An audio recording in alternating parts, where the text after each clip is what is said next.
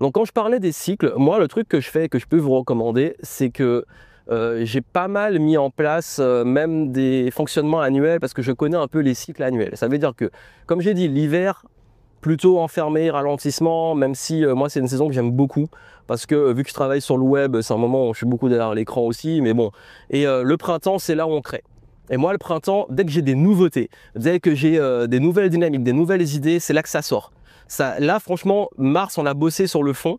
Mais là, au printemps, entre Multiflow, entre le nouveau diagnostic pour les profils de Flowtaskers, sur aussi le nouveau modèle Flowtasking que j'ai créé, on a créé aussi un des nouveaux modèles d'IA pour aider pour ceux qui ont justement plein d'idées, plein de projets à structurer leur apprentissage, leur cerveau.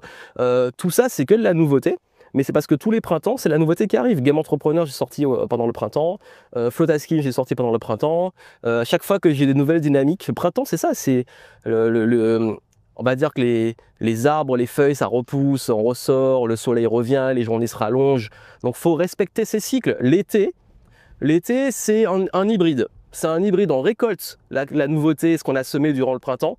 Mais je suis dans une dynamique l'été, moi aussi, un peu de feu, de mettre en place les choses et tout. Et ensuite, quand arrive l'automne, ben, généralement, ça a parlé au multipotentiel. Quand l'automne arrive, c'est le grand ménage. C'est grand ménage, on vire les trucs qui marchent plus, on vire tout ce qui est, tout ce que j'ai peut-être créé qui finalement, bah, j'ai créé la complexité, ou je vire l'ancien parce que le nouveau, bah super, mais si tu gardes l'ancien, c'est comme chez toi, tu mets de la nouveauté dans ta maison, mais si tu fais pas le ménage, tu finis encombré. Donc ça aussi, gros travail de fond. Donc ce qui fait que je vais réussir à retrouver une forme d'équilibre, une forme de respecter ces saisons. Et puis quand l'hiver arrive, on ralentit de nouveau et on met en place ce qu'il faut. Donc ça, je sais pas si vous avez des saisons préférées. Moi, j'avoue, franchement, le printemps, c'est ma saison préférée. Je suis pas si fan que ça de l'été, c'est un peu bizarre, hein.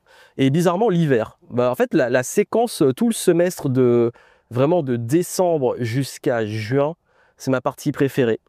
Parce que en plus moi je suis Verseau et je suis de février, donc février c'est mon anniversaire, donc forcément je kiffe cette partie-là.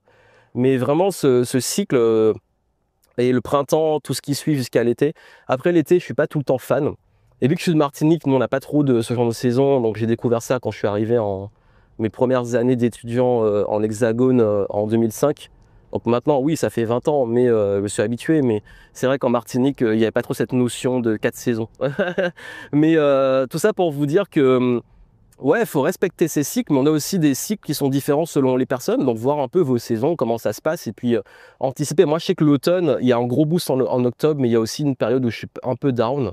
Et moi, je sais que les mois où je suis un peu down dans l'année, souvent c'est mars, j'en sors. Je sais pas, mars, il y a un petit côté, je sais pas si c'est la symbolique du renouvellement, la transition entre l'hiver et le printemps. Vu que je crée, bah, ça demande de laisser mourir des choses. Mais ensuite, une fois qu'on arrive à l'été, bah, l'été, je suis pas fan du juillet, j'aime bien, mais mois d'août, je sais pas, il y a une sorte de... C'est comme ça. Septembre, j'aime bien aussi, mais on a tous nos saisons, comme j'ai envie de dire. Alors, à quoi c'est dû, etc., c'est à vous de voir et que ça soit vos croyances ou ce qu'il y a, peu importe, mais c'est d'être conscient en fait. Et quand vous êtes conscient de ça, ça fait une vraie différence.